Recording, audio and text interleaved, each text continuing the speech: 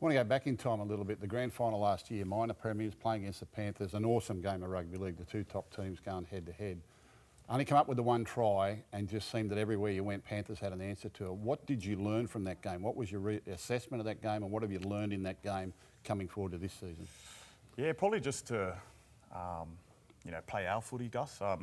We probably try to go with them with the sort of arm wrestle type of rugby league, and they're better than anyone at that kind of game, and we just couldn't stick it with them, and probably got a bit frustrated at times as well. So probably the learning's just play how we. It felt like that on the night. It felt like they were very comfortable in that grind, the way they were going, and you blokes were uncomfortable in it and couldn't break out of it. Yep. What happens when you get in that situation again? Yeah, like I said, just try to play our footy. We, especially our team, we like to play on the ball, us halves, and run the ball a bit with a bit of purpose. And they just, I guess, grinded us into the ground, and we just couldn't get anything going. So when Cameron Smith and Billy Slater and Cooper Cronk and all those were running the Melbourne Storm, I used to interview them and say, who's the boss out there? Who's in charge? Now with you four whippets, who's in charge there? Who's actually calling all the play, and who's the boss? Oh. You don't have one, do you? Not Munster. Nah, not really. We're probably anyone but Munster is probably the right answer. But we don't. We try to connect as well as we can and help each other out. We don't really want one sole shot caller, I guess. We try. It looks very instinctive. There's a structure to it, but it's also very instinctive on each other's actions, speed of the play, the ball, your dummy half getting out. It's kind of you react to each other a lot. Yeah, that's how we want to play. Just react to each other, and if Harry gets out or Munn gets the ball, we just all want to push together, and we feel the more we can connect, the better we'll play.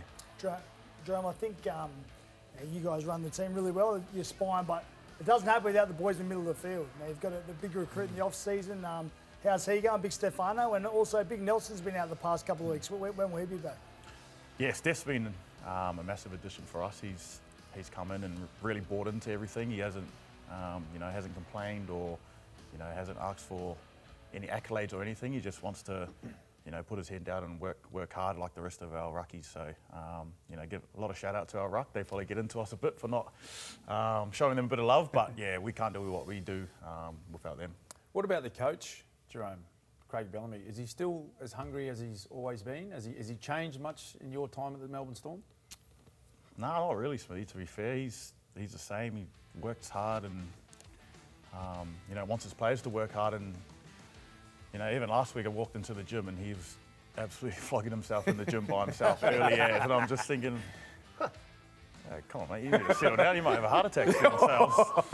So but that's just him. That's just how he is, and everything he does, he wants to give it 100%, and he demands that from his players, and it's easy to do that when he shows that sort of stuff. What's your read on the competition at the moment? I mean, you survived the scare from the Panthers the other week. They're 1-4 to start the year. Is that the rest of the comp catching up, or have they come back to the pack? Yeah, I'm not too sure, mate. You look at some of the results, and anyone can beat anyone. Yep. Obviously, the Dogs are on a roll, and no one can beat them so far. I keep bringing that up.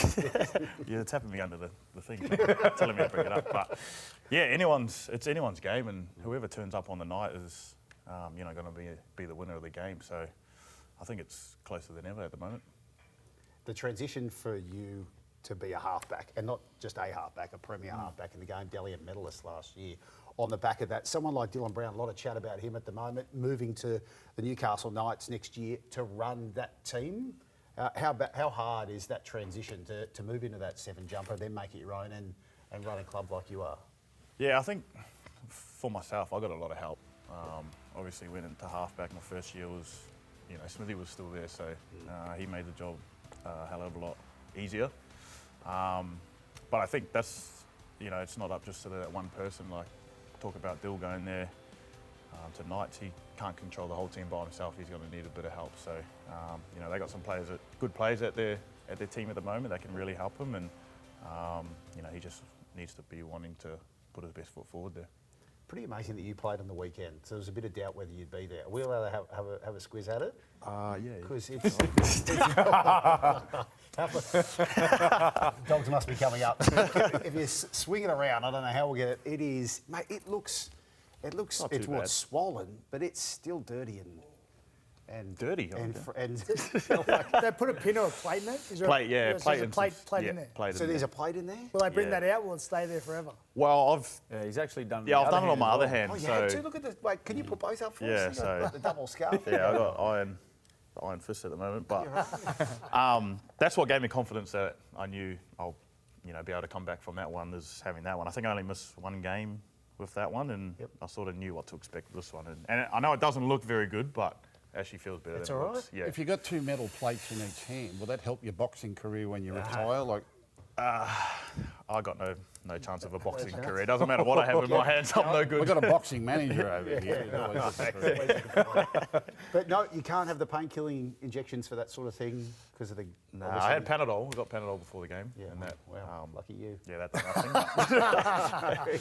But yeah, there's I got an injection when I done it and it numbed all my fingers. So I couldn't move my fingers, so probably not the best.